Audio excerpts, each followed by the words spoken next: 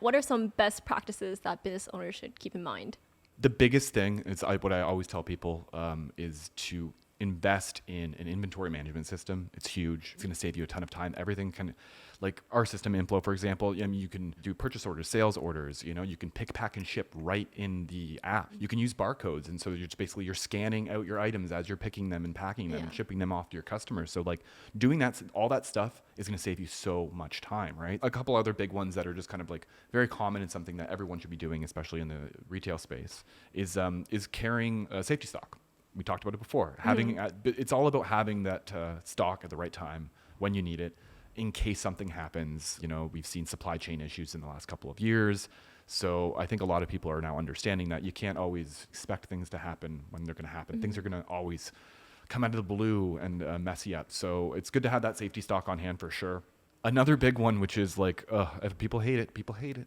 Start a cycle count program. And it's very important. And even if you're using the best system in the world, there's going to be discrepancies between what you have in the system and what you have on the shelves, right? So starting a cycle count program is really great to just kind of keep up on that, making sure those numbers are matching and whatnot. So doing that is great. And there's ways to do it that it's not so horrifying. The bigger the business, the more you don't want to do it, but the more you kind of need to do it, right?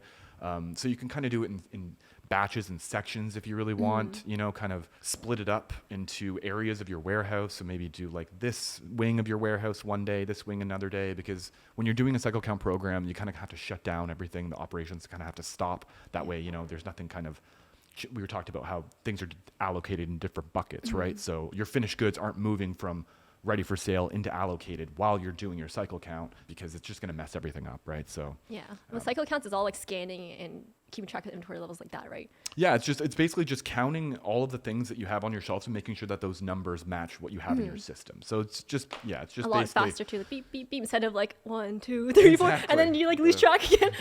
Wait, like, what was that again? What number was it? You're like marking things off. You're in a prison cell, ticks.